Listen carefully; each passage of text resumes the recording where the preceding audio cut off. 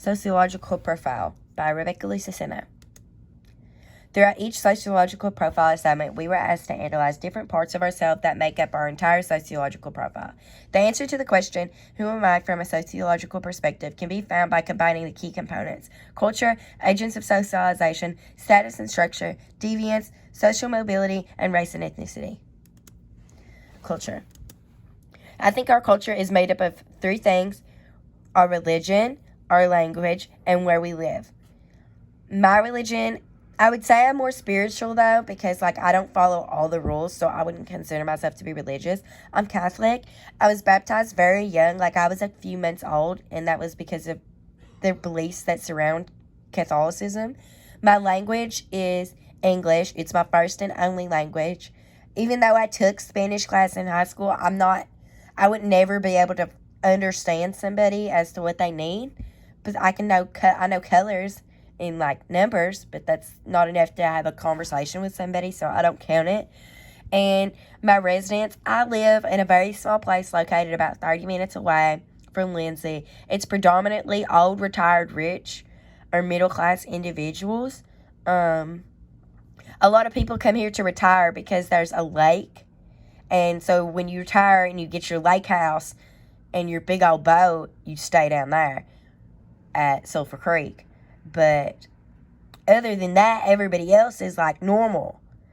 But the people who live on the lake are very rich, and they really like to make it known that they are really rich. Agents of socialization.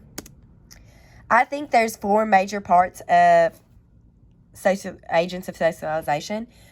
The biggest one being family. My family encouraged me to participate in sports such as cheerleading, and they encouraged me to go to college.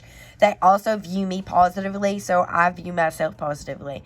My family viewed me positively growing up. They made sure that I knew that I had a purpose, and that even though I couldn't do this right, I could benefit from doing this, and I could find, make use from doing that. And so I think that taught me that there's always something for me, even if it's not what I wanted to do.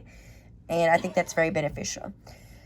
They taught me how to interact with others. If they wouldn't have taught me how to interact with others, or if they would have taught me differently how to do it than they did, I think that I would have different friends and I would have a different life, because my interactions wouldn't have been the way that they were.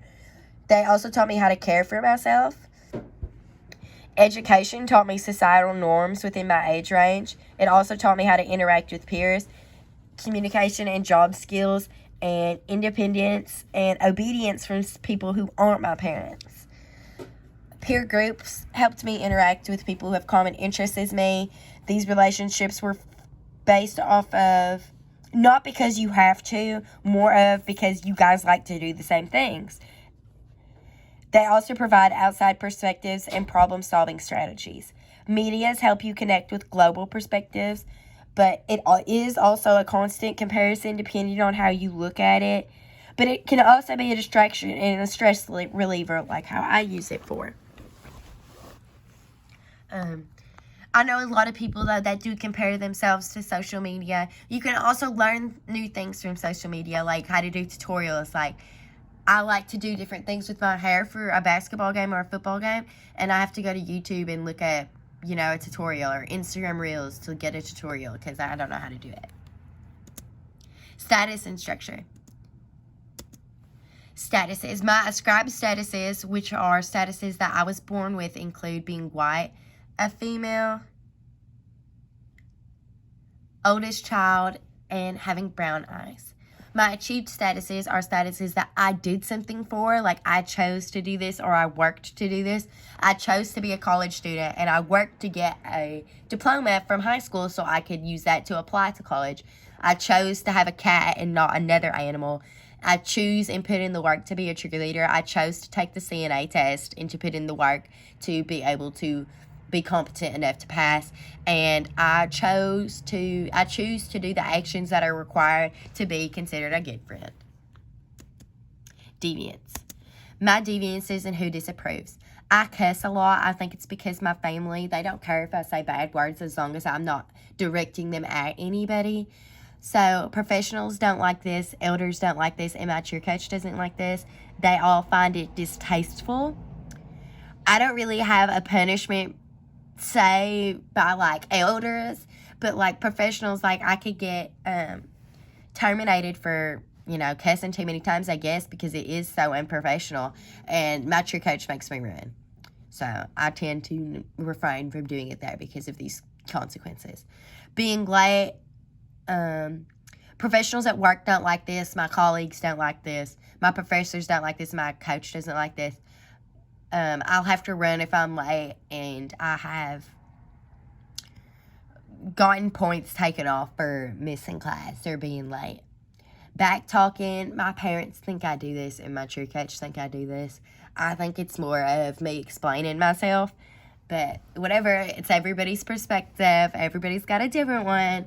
Underage drinking is another one of my deviances. Law enforcement doesn't like this. My parents don't like this, and my coach wouldn't like this. I'm not sure what the consequences would be besides, like, a DUI and, like, going to jail, because I've never been, like, I don't know. I don't want to say this because then it's going to happen. But I've never been, like, caught in the act to where, like, I have to be punished.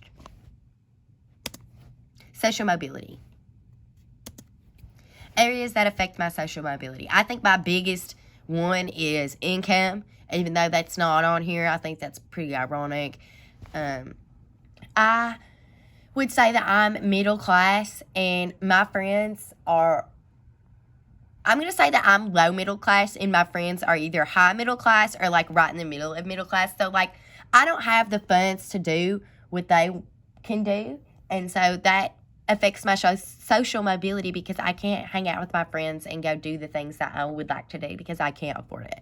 My family affects my social mobility because I was born into that class with them, due to them, which is lower middle class. My family does not support me unless I live at home. So, like, during the summer, they'll pay for me. During Christmas break, they'll pay for me. But, like, while I actively live in Lily 300, they will not pay for me because they think that I should be this is a grown person thing to do, is to live on your own. So I should be grown enough to take care of myself as well. Education. If I was to keep the education that I have right now, which would be just a high school diploma, I would be keeping my job forever, and I would fall below low class into literal poverty. If I graduate from here, though, and I have a bachelor's in human services and counseling and psychology, like I want to, then it can move me up to middle class depending on what area I live in. My surroundings affect my social mobility because depending on who you're around determines what you'll do. I think that I could marry rich, although I do not have the social knowledge of a rich person. So that's going to be extremely hard for me to do. So really the only way for me to move my social mobility, like to move up the social ladder, which would be to either marry rich or to become extremely educated. But even if you became extremely educated, the more educated you become, the more debt you have to pay. So I don't really know if that, I would just have to stick with my bachelor's, really. Or even a master's, because that's actually what I want. Race and ethnicity. I'm also sick. So, sorry. Race and ethnicity. My race is white. My family is also white. And I do not have a lot of experiences with other races outside of college. Like I said, Parksville is predominantly white. There are African Americans there. One of them being Kamari, my best friend. His family lives there, and then a couple of his cousins. So, like, even though there are African Americans there, they're all related. Like, cousin, brother, or sister, something like that, like a close relation. My ethnicity is Italian and Irish heritage, which would explain why I have dark hair and pale skin from those heritages. And I'm American. And I say that my ethnicity is American because I really enjoy my freedom. I really like my freedom. If I went somewhere else where I would have to have, like, a gender restriction because I'm a female, I would go crazy because I'm so used to being free. Like, I get to make my own decisions. I don't have to, like, walk into a room second to a man, or, like, I don't have to ask a man if I could talk. If I had to do that, that would be so crazy for me, because I'm so used to having all of this freedom that comes with being a resident of America. Back to race and Komari, I've definitely noticed that, or we collectively, he brought this up, so this sounds so bad, but he brought this up. Komari has definitely been treated different than me because of the sole purpose of he's black and I'm white.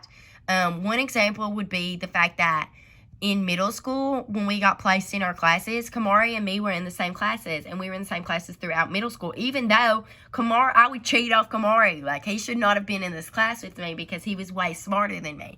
He was there only because he was black, and, like, after he took a look around and realized all of his brothers and cousins were in this class, it was plainly obvious to him that he was solely here because he's black. And so when he brought attention to this, and he told I don't remember if he went to the principal or the superintendent, but he went to one of them and brought this to their attention, and they were like, fixed their mistake, because it was a big one, because let me skip to my pictures. Okay, this is Kamari and me when we were little in the same class. This is Kamari when he's our valedictorian graduating high school. So he obviously never needed to be in the same class as me. And, like, you can look at this picture and see that I have not one cord around my neck.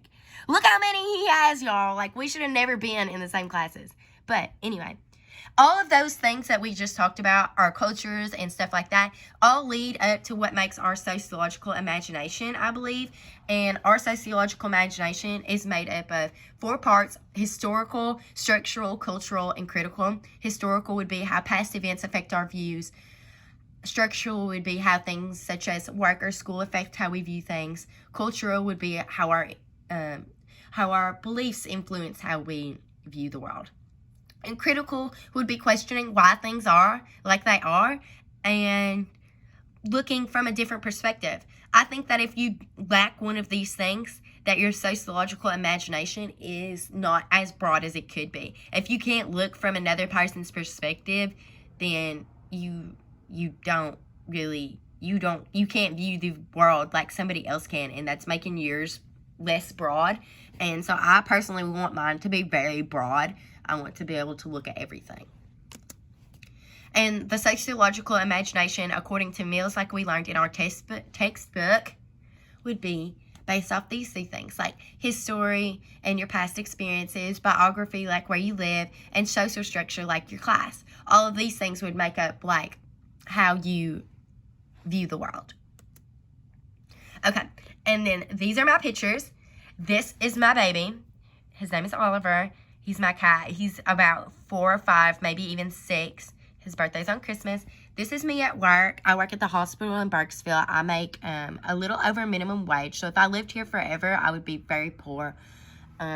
This is me at cheer. And this is a picture of me and my sisters and my mom. But we don't really have a lot of family pictures, but you can tell in this picture that we're all white. And so that was, like, the purpose of that. And then me and Kamari when we were in middle school versus when we graduated high school and he was our valedictorian.